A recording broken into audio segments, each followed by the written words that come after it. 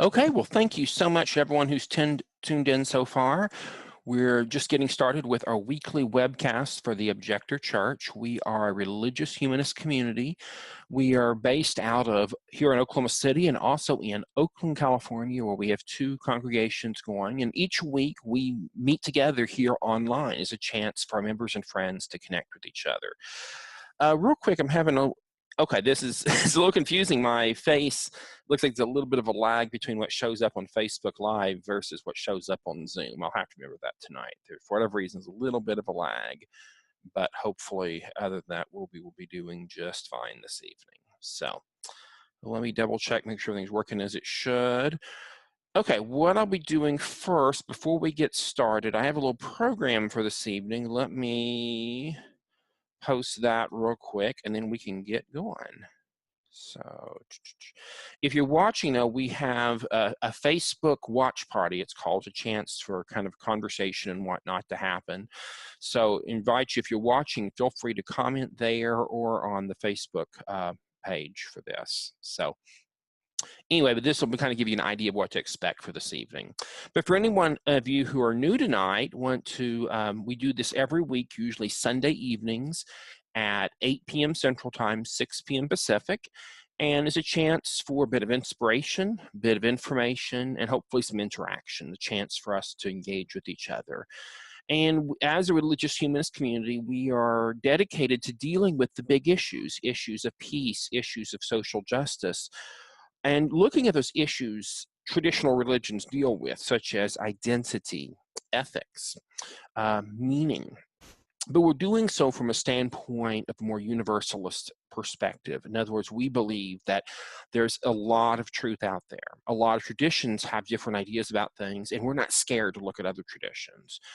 And as a community, we do not have a single viewpoint on anything other than our commitment to peace and social justice, meaning we have members who believe in God or gods. We have members who do not. That is A-okay. We have members, by the way, not just members, we have ministers who are atheists. We have ministers like myself that are part of a spiritual tradition. That's A-okay. What we seek to find, though, is the points of commonality, the things that unite us together, and that's what informs us in our topics.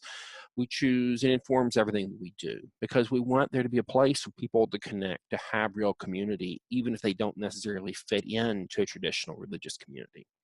By the way, welcome everyone who's joined us so far. Again, this watch thing is really getting us some new viewers. First of all, Joni, a dear old friend. I've known her for years and years through Green Party and peace activism stuff. And so glad to have you on here, Joni. Also, Catherine and Rebecca, thank you so much for joining in. And for others of you join along the way, feel free to post comments. We love to see comments, and I'll try to interact with them as much as I can. Rena, by the way, normally helps to moderate and participate in the kind of lead the discussion online. She may be joining us later, so I'll be trying to watch as much as I can. We'll let everyone know there looks like there's at least a 30-second delay between what happens on Facebook compared to what I'm seeing. So comments may come in a little bit late. That's A-okay. I'll try to respond to them as I can. So first, well, for tonight, what we normally begin with is a little bit of ritual. And we do this because I know that a lot of people yearn for some sense of connectedness, some sense of ritual, something that's more universal in nature. So what we do is we light candles. And so we have 3 candles each week that we light. And I like to think of them as representing the past, the present, and the future. The past, those things that have gone before us that have brought us to this point. The future, all things we're hoping for, then finally the present, the one moment we really have control over because it's this moment. And so in lighting this, I invite you to take a moment to say this time is special. This time is something you're setting apart to connect with others, to connect with the divine, if you frame it that way, connect to the universe. But this time is yours. And so I invite you to take a moment here as we're lighting this candle. Assuming we can get it to light. I'm having problems with my matches today. Well, candles are not lighting tonight. So instead, we'll just have to imagine that they're here. Take a moment to imagine the flame, the symbol of hope, the symbol of yearning, what we're hoping for. And as we're thinking about that concept, I have a little sort of a blessing, a statement of intention that I read at this point. And so if you want to follow along, it's in the program I posted on the Facebook Watch Party. And so here's our blessing. Blessed is all that has happened to make us varied and many, needing one another. Blessed are our traditions, varied and many, requiring each other. Blessed is our time together. May it provide nourishment for us and for our world. So may it be. So that's our little bit of ritual. And again, sorry the candles wouldn't light. We'll just have to imagine that they're burning.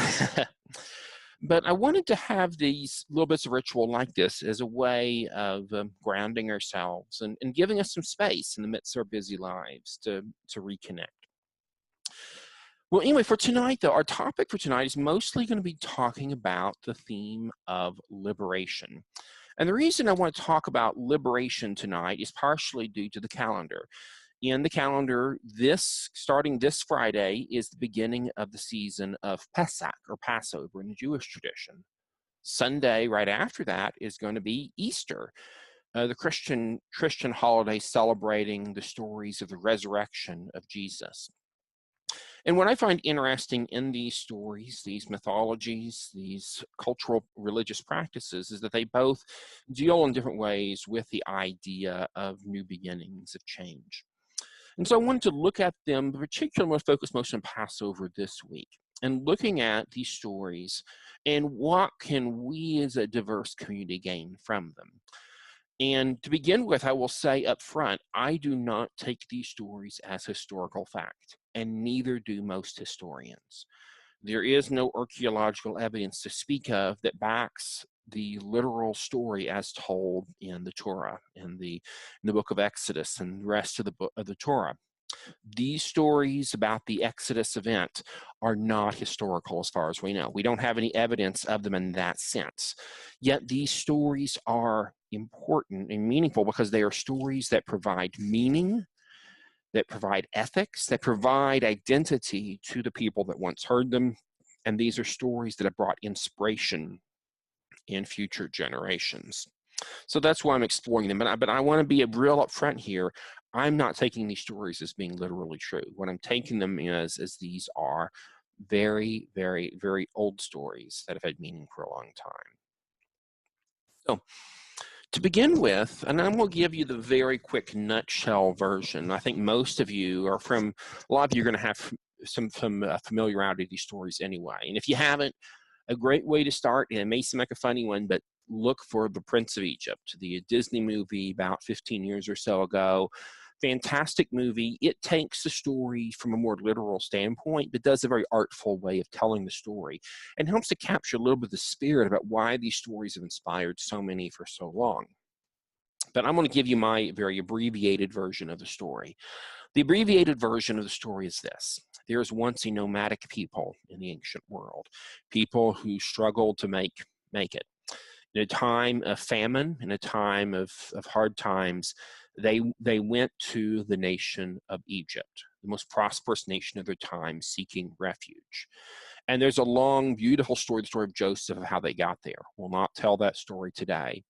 But through a set of unusual, amazing circumstances, they wound up in Egypt. And for a time, these refugees, these migrants found a home. They found a place to be safe. They found material prosperity. But then things changed. And as the story is told, there comes a day where a Pharaoh doesn't remember the past. And so now the emperor, the most powerful men in the world at that point, things changed. Slavery now became the plight of these people called the Hebrews, these nomadic people. And in the midst of this, the story is told that they cried out to their God, a God who, by the way, was very different than the way the other gods of their region were depicted. Everyone had gods in those days. But the Hebrews, they believed their God was singular in nature, which was a very unusual concept in the ancient world. And they believed that their God could hear them even when things were bad. And so the story goes, they cried out to their God. And the way of liberation came by the story of Moses. A beautiful, beautiful story we'll not have time to tell today. I'm giving the very abbreviated version. But Moses was someone who through a set of unusual circumstances, ended up living in the palace, the Egyptian palace, had all of the privileges of being part of the royal family, but he was Hebrew. And there came a point that he was true to who he was, and that led him to leave the palace, but also leave captivity itself, go to the desert. And it was there where he had the vision, the burning bush vision, where in the story goes that God spoke to him, called him to go back to Egypt to lead his people to freedom. From there, the story, and again, I'm not going to go into all the detail here, but we have the story of a reluctant hero, a man who was called by God to bring about liberation, but he was scared, he was reluctant. But according to the story, he does go back through a set of miraculous signs and wonders. He scares the wits out of the Egyptians, so they finally agree to let the people go. And in the midst of one amazing night, there's this story goes whether they had to perform certain ritual acts to keep their firstborn from being killed while the Egyptians would be smitten. And in this moment, this was a moment of identity, a new identity for these people. And they responded to the leadings of Moses and the God that he was speaking for, and they left Egypt. They were pursued. We have the dramatic showdown at the Sea of Reeds, or Red Sea, depending on how you read it. And finally, they escape through, again, magical, mythical stories. Again, I'm not taking these as literally true, but I take them as stories. And finally, they go into the desert, which is their formational experience, where they become who they are, where they find their identity. This is that powerful moment where they really become who they are. Now, history is more complicated. Again, we could go into all that. I'm not going to today. What's interesting, though, is whether these events exactly happened as they're told or not. What is very clear that these stories, as they became told, first orally, later in written form, became a defining feature for this people. And these people, first known as the Hebrews, later the Israelites, later on the Jews, this community found identity in the story. It was a story of liberation for them, of them becoming their own people, but it also is a story that had ethical implications, because throughout the Jewish scriptures, you heard the phraseology along the lines of, you once were a stranger. So because you were once a stranger, you should have compassion for the stranger now in your midst. This became a part of their DNA. In other words, liberation, emancipation, looking out for the stranger. Now that is the very condensed version of that. Fast forward now several hundred years, in the first century or so of the Common Era, the story of the Passover became something more ritualized and really started to develop what's called a Seder, an order. And many people argue that it was modeled after similar events were happening in the Greco-Roman culture, where that people would get together, they would have a great meal, they would drink wine, and they would talk about the big stuff. And many scholars argue that the Jewish Seder, the Passover, really was a response to the popularity of these kind of dinner parties in the Greco-Roman world. And so the Seder was re-envisioned in a new context to help a new generation of Jews in the Roman Empire to have a chance of reconnecting with their identity. And now we fast forward to the present. In the centuries that followed, and especially we look at how this story was heard and responded to by different world religious traditions. Particularly Christianity took elements of the story and ran with it. We also particularly see the way that this story inspired oppressed people. Particularly, we'd have to look at the story of African Americans in this country. These are folks who had been inculcated with a Christian worldview, but the problem was that these slaves in their own churches saw that the Bible that they sought for answers, the stories they sought for answers, the same ones the slave masters used. The Bible used for the slave masters to justify slavery. The slaves read it with a different set of eyes. And of course, and there's plenty of text I can show you from the scriptures, from the Jewish and Christian scriptures, that seem to back slavery in many ways. But there were stories like the Exodus stories that poked at it, that questioned it, that challenged it. And that's what happened, was this story took on a meaning of its own. So I'm going to pause there for a moment. We have a lot of folks who joined us along the way. I want to welcome Gordon and Philip. Matt Denman, thank you so much for joining in. Excited you're watching tonight.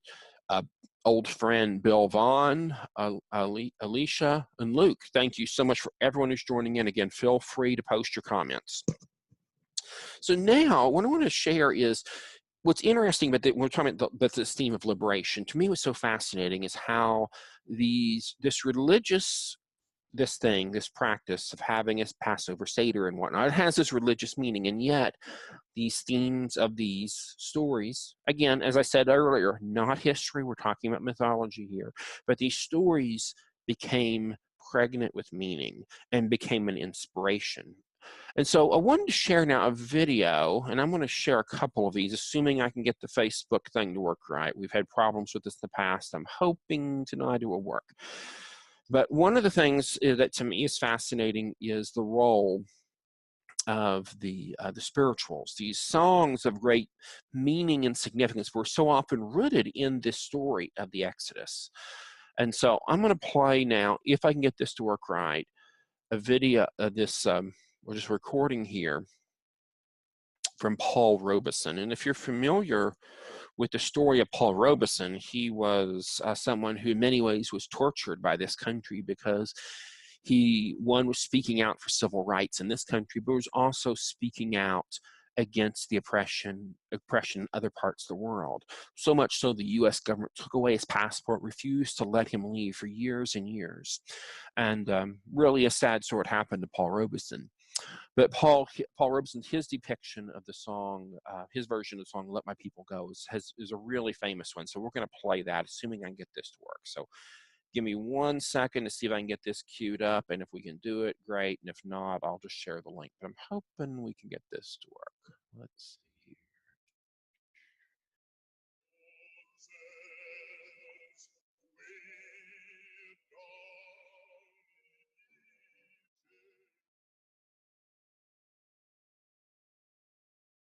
To hear.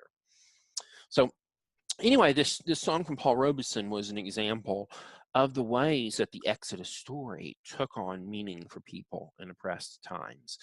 And Paul Robeson was singing a much older song, but many others did similar things. And we see through these stories the power, or the ways that the cultural expressions of the Exodus story, the power of the story to inspire. Because in the midst of, let's just be frank, oppression, and this oppression has been going on since the beginning of time, people have yearned for liberation. People have yearned for freedom. Another song I'm not going to play, I was going to play it, but we'll try it. We'll see. No, we won't. I will just share the link to it, though. It's in the program I posted earlier. Bob Marley's Redemption Song is another one that deals with these themes of liberation and of yearning for how things could be. And so anyway, that's our topic for tonight. What I really want to move into now is a little bit of a conversation. And so if anyone has comments, thoughts, would love to hear them, and we can have a little bit of discussion before we move on. Do want to mention, if you do have comments, especially on the I Ask Is Be Polite, be nice to everybody. We are diverse community, lots of different points of view. That's a-okay, but just don't be a jerk. But anyway, questions I have to throw out there is, one is, does the story of the Exodus, is it inspiring to you or not? Many of these traditional stories always have a shadow side, always have some disturbing elements too, and the Exodus story is full of them, such as the killing of the Egyptian firstborn in the story. Later on, the conquest of the land of Canaan came after this in these stories. Do those circumstances taint this story, or does the story still have the power to inspire despite the troubling elements? Also, though, are there other stories of liberation, emancipation that inspire you, whether they are mythological, whether they are historical? Those are the questions I want to pose. So now I have a comment Rebecca posted. Spotify has a great playlist of Passover songs that includes so many spirituals where Jewish people were inspired and adapted spirituals to draw in African Americans into the Exodus stories, as well as African American versions of the same songs joining in the story as well. That's an excellent point. And it's interesting, when we're dealing with issues of culture, when we're dealing with issues of religion, there's always borrowing back and forth. And this story in particular, and the events commemorated in the Passover, really are those stories that are borrowed, that are reinterpreted, that are celebrated in new ways. Another question I pose, I know tonight we have some folks who, we have several people I know of at least, that identify as being atheist or agnostic, or just aren't sure where they fit in the spectrum of belief or disbelief. And one of the questions I want to pose for any of you is that do these stories, do you find value in these stories as stories, even if you don't believe in the supernatural parts of the story? In other words, and also just, does it matter or not that these events may or may not have happened historically? So those are some other questions I would have. For myself, one of the things I've thought about is that as much as these old stories resonate, sometimes the ways we commemorate them do not resonate.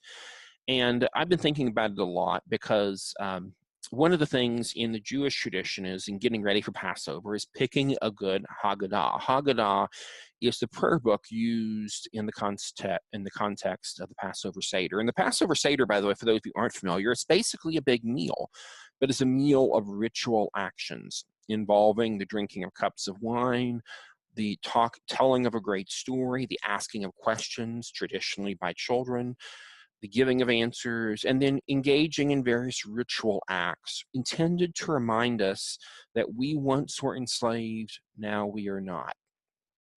Now, as much as I love those themes and I love ritual generally, I think there's a lot of value to it. There's times that the rituals, it's too easy to me to get hung up on the details, the minutia, and to lose sense of the big picture. And so I love chances to reinterpret the old traditions and to not dumb them down, not to simplify them to the point of banality, but rather to reinterpret, to reinvent them. And so I want to share one link, and let me find it real quick.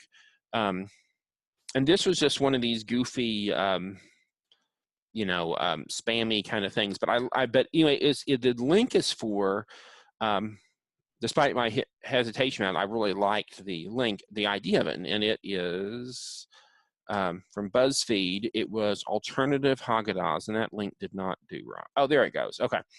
And again, I have not went through these, if they're good Haggadahs or not, but I really liked the idea of just giving alternative interpretations of this traditional story. And I'll just look at a few of them. There's a Seder, a hip hop Haggadah.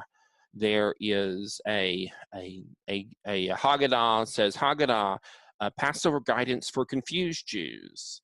There's a Haggadah for Jews and Buddhists.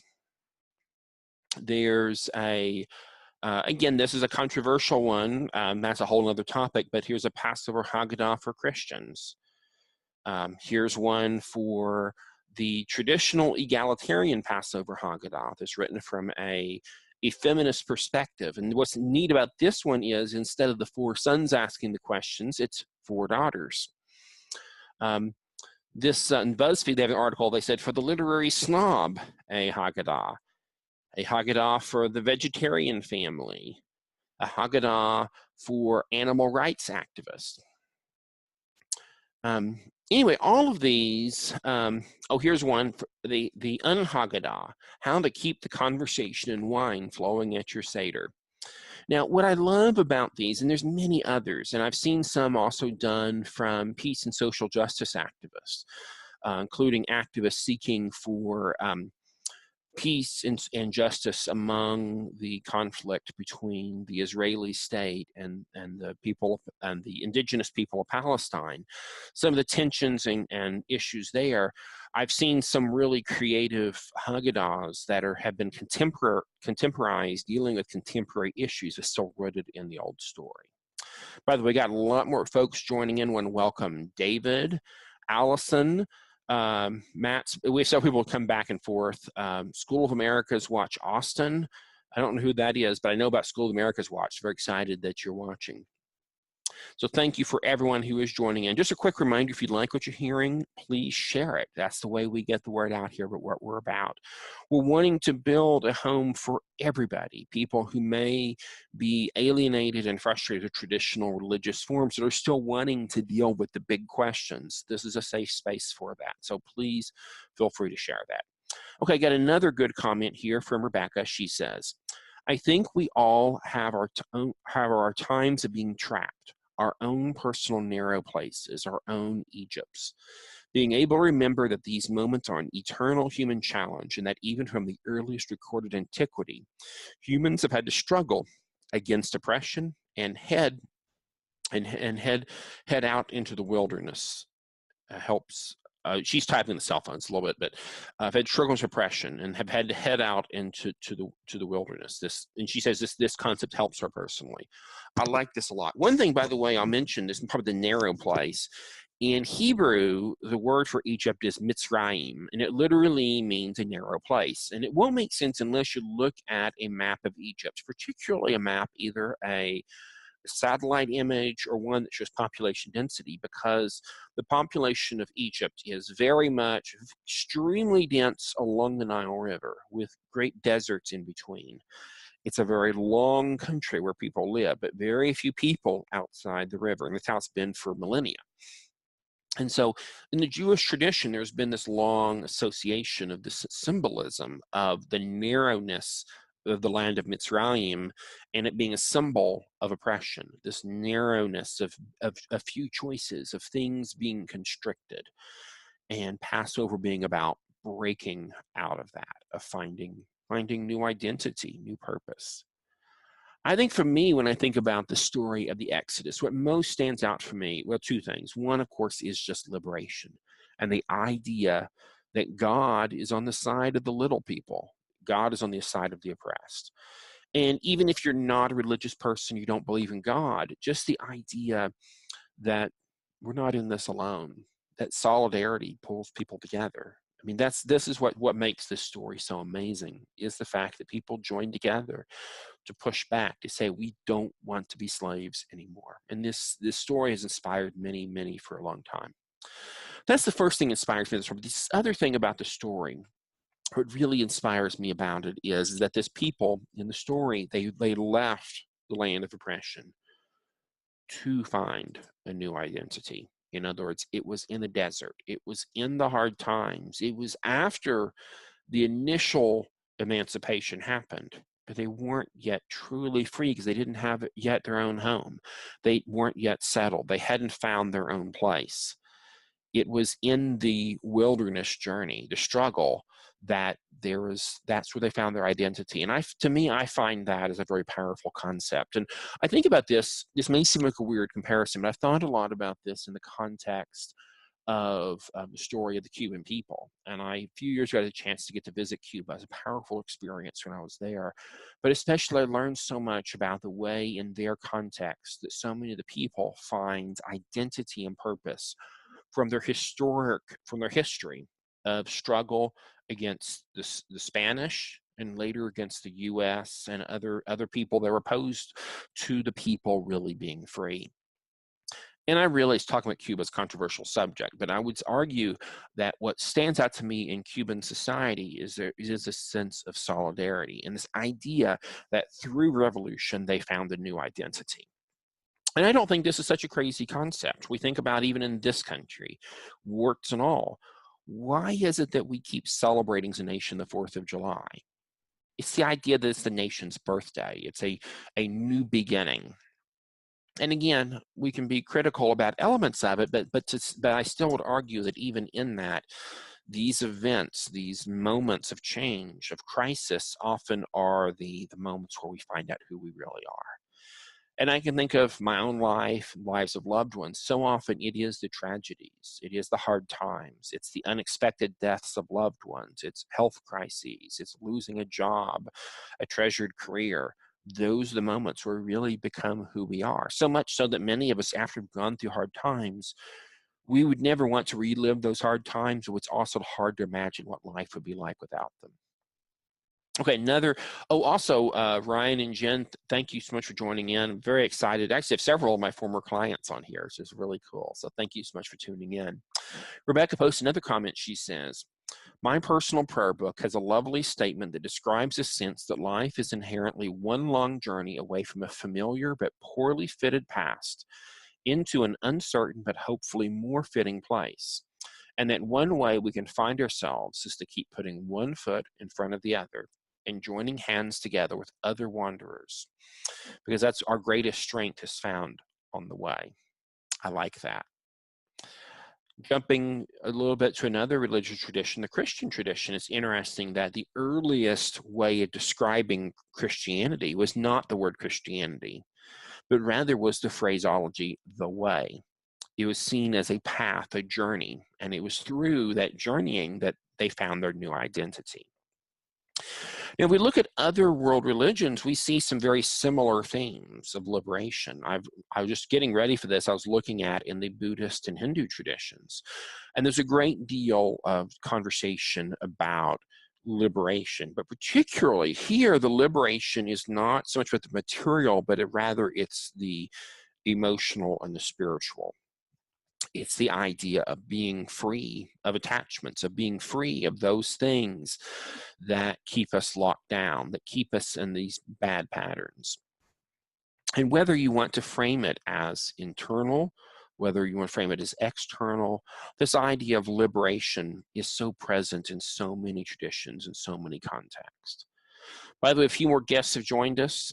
Tanya and Terry, thank you so much for tuning in. And again, for everyone that's joining us, it means so much to have all of you watching tonight. Anyway, my challenge, I guess, coming into this weekend, and again, for folks in the Jewish tradition, for Christian tradition, you have the Passover coming up, you have Easter coming up. These are opportunities to connect with values maybe meaningful to you. My suggestion, though, is that you don't have to accept everything is given to us on face value, or just accept it as is. It's just times when it's helpful to reinvent, to shake up the old traditions. And so only you know what that might look like. But would challenge us all to think about, as we're doing these holidays, or doing these traditions, these rituals, whatever you want to call it, what can we do to put our own spin on them? But especially, what can we do to help bring about the liberation of others through our rituals, what can we do when we gather together for Easter Sunday, or we gather together for a Passover meal, or gather for any other kind of thing? We're thinking about where we've been and where we're free from. The question is now, what will we do for those who are still enslaved? And it might be literal slavery. It might be emotional bondage of various kinds. It could be many other things. Whatever it is, I would challenge us, we have to keep looking in gratitude at our past, but also to be looking at the present and saying, who is still locked out? Who is deprived of their rights? To be asking, who are the strangers in our midst today? Who are the refugees? Who are those that we might forget otherwise? I think we have choices when looking at these holidays. We're not stuck with just doing it like we've always done it. So anyway, that's the inspirational part of today's message. Again, if we have other comments, we'd love to hear them. I really appreciate all the comments we've had so far. Now I'm going to switch gears a little bit, though we'll come back to this. There's more comments, but I do want to mention a few other things tonight.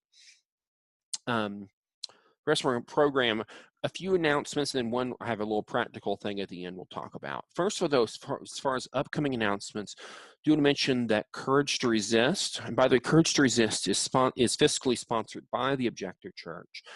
Courage to Resist is an incredible organization that's engaged in supporting conscience objectors, war resistors, and whistleblowers.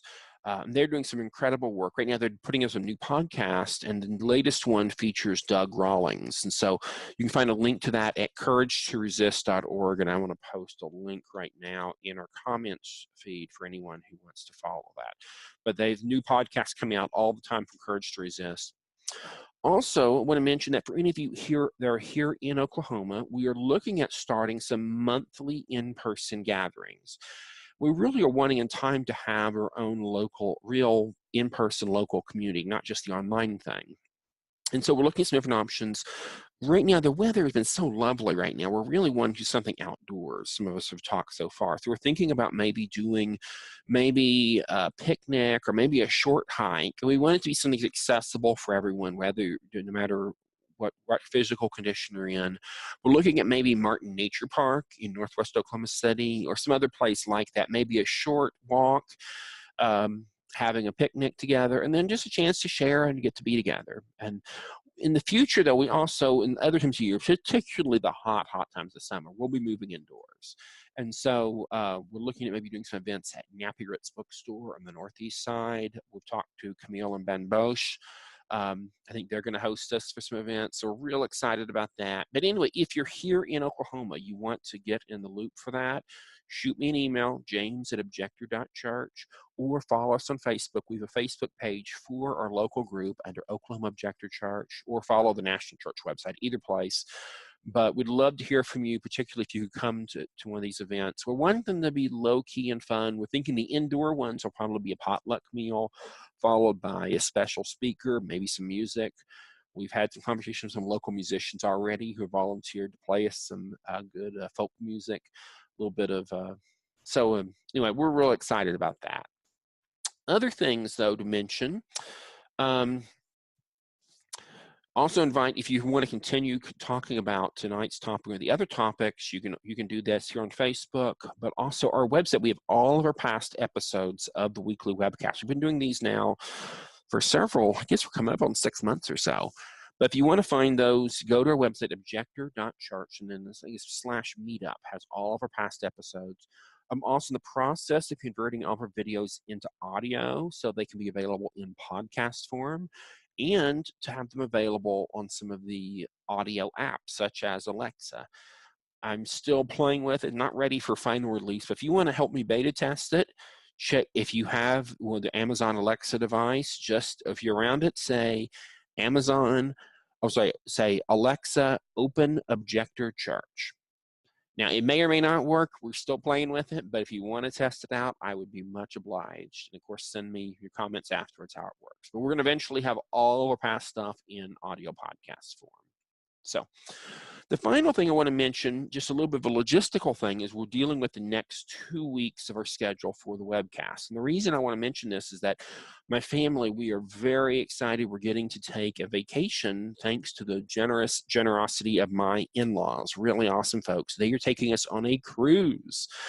We are flying from here to Los Angeles, and then in Los Angeles, we'll be taking a cruise ship south along the west coast, along the Baja Peninsula of Mexico, and then from there we'll have 3 stops, 2 on the mainland of Mexico, Puerto Vallarta, and Mazatlan, and then we'll have a stop in Cabo San Lucas, which is at the southern tip of the Baja Peninsula, before we come back around. So very excited. It'll be a wonderful time for us.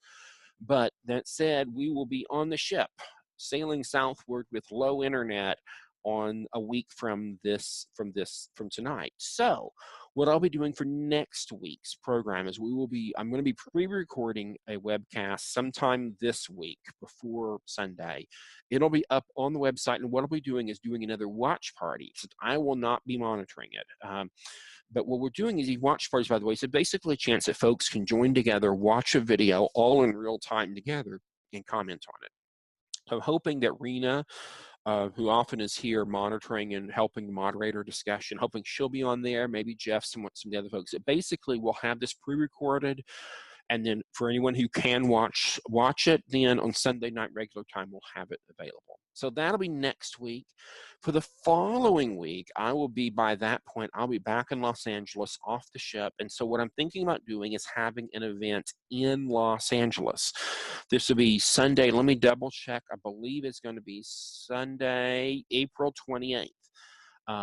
That evening, our ship arrives in the morning. So in the evening, we're not flying back to Oklahoma till the next day. So I'd love to do, if we get RSVPs for this, is have a little meet and greet kind of thing in Los Angeles for any of our friends and members in Southern California. So I'm not sure on the time. It'll probably be somewhere in the ballpark between 6 and 8 p.m. Pacific time there on Sunday the 28th. And I'm not sure, we may, what I'm kind of have in mind right now is maybe having just some social time, a chance for us to visit. And then after that, maybe having our regular edition of our webcast, but doing it with people who are there live, who want to participate. We'll do our normal webcast, but also I'm hoping after that, maybe to do a training on some topic of interest to local folks there in Southern California. I'm thinking about specifically, we could do a short training on the current state of draft laws and conscientious objection in the event of a draft is reinstated. We also may do a training on military law issues, particularly if any GI rights counselors or attorneys want to have a training. Any of those are possibilities. The key is I'm going to be there. I'm already paid for to be there, so this is a chance for us to do something while I'm there. So that said, if I don't have people signed up that say, yes, I'll be there in Los Angeles, I'm not going to take time away from a vacation for this. So what I need to know is this week, let's say by Friday, if you can come meet up in Los Angeles on April 28th. So if you can, what I'd like you to do is shoot me an email. My email address is james@objector.church. Please put Los Angeles in the subject line so it won't get lost. Or you can text me. My work cell number is 405-494-0562. Again, that is 405-494-0562. And just let me know if you could come Sunday, April 28th. Probably we'll do the meetup at the hotel we'll be at, which is it's the Embassy Suites on the north side of the LAX there. I think it's Embassy Suites, LAX North. And so it'll be a nice place. Again, and basically what I have in mind is basically if you want to get a snack or drink or whatever, you can get whatever you want. You have to pay for it, basically. I don't have any money to pay for food or anything for anyone who comes, but this is a chance to get together, have some social time together, and then afterwards, if you want some training, let's do a regular webcast, we can do that. So anyway, if you want to participate, if you can come in person April 28th in Los Angeles, shoot me an email or send me a text. And again, I need to know by Friday. I'll have some news about that on Facebook too, just to stir up some interest. I really hope we can do this. That would be great to get to meet some of our folks in Southern California. I've had a few conversations with folks already. Would love to make this happen. But also to mention, we do have more folks in the Objector Church in Northern California. We'll not try going up there on this trip, but I'm hoping in the fall or winter of 2019 to make my way back up to the Bay Area and do another event up there. So that's in the works. Just depend on finances and time and all that good stuff. But in the meantime, April 28th, Los Angeles, would love to meet folks there. So we'll do a last call for any comments, questions, anything folks want to say. Again, thank you so much for everyone who tuned in tonight, and I really appreciate everyone who did. And I guess we'll leave it at that for now. One last thing, though, if you want to find out more about our community, you could find out at Objector.Church. We do mention for our online folks, we do have an associate membership program, which is a great, very cost-effective way to support our community, but also to formally be a member of our church. You can find out about that at Objector.Church. So, well, thank you again for everyone tuning in, and we will see you next week.